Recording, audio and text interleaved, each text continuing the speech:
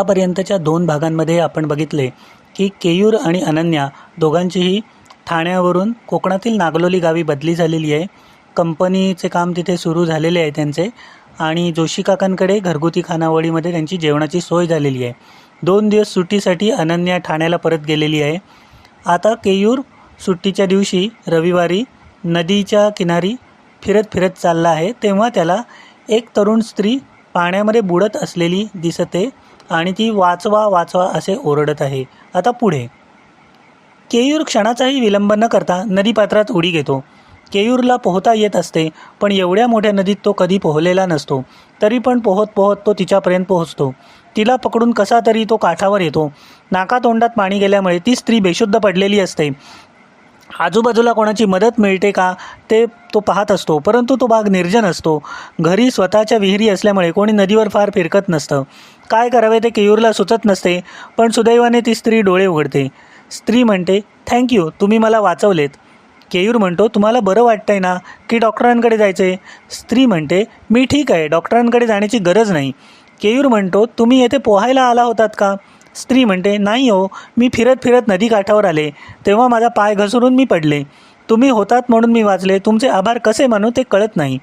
केयूर म्हणतो, आभार वगैरे राहू दे, तुम्ही आधी सांगा तुमचे घर कुठे आहे, तुमच्या घरी कोण आहे? स्त्री म्हणते, तशी मी मूळची इथली नाही, मी पुण्यात असते, पण नदीच्या पलीकडे माझे फार्म हाऊस आहे, माझ्या घरी कोणीच नाही. केयूर म्हणतो, अरे बापरे, पण नदीला आता भरपूर पाणी झाल्यामुळे येथील छोट्या पुलावरून पलीकडे जाणे शक्य नाही. मोठा पूल दूर आहे. आपण असे करू, तुम्ही माझ्या रूमवर चला, तेथे फ्रेश व्हा, मग मी तुम्हाला तुमच्या फार्म हाऊसवर सोडतो. स्त्री म्हणते, ठीक आहे. केयूर त्या स्त्रीला घेऊन प्रथम अनन्याच्या बंगल्यावर जातो. त्याच्याजवळ दुसरी चावी असते. अनन्याचा एक ड्रेस व टॉवेल घेऊन तो बाहेर येतो. ती स्त्री साडी नेसलेली असते, पण पाण्यामुळे पूर्ण भिजलेली असते, त्यामुळे थंडीने कुडकुडत असते.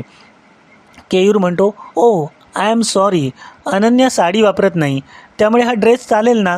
स्त्री म्हणते, अहो काही हरकत नाही. केयूर बाहेरच थांबतो. ती स्त्री आतमध्ये जाऊन चेंज करून बाहेर येते. ती स्त्री मुळातच दिसायला अतिशय सुंदर असते. अनन्याचा ड्रेस तिला शोभून दिसत असतो. 2 क्षण केयूर तिच्याकडे बघतच बसतो, पण लगेच भानावर येतो.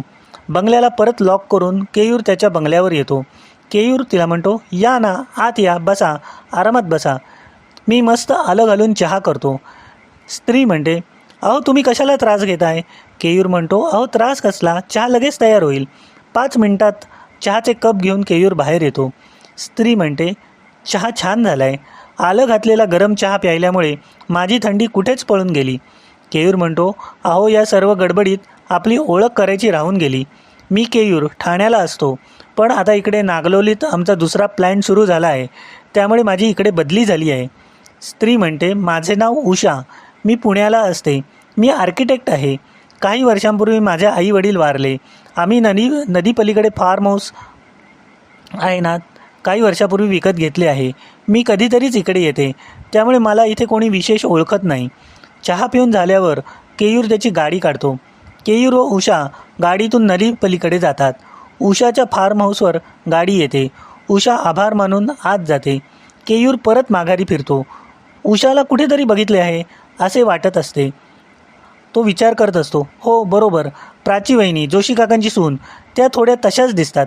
अगदी सेम टू सेम नाही, अगदी सेम टू सेम नाही, पण काहीतरी साम्य आहे.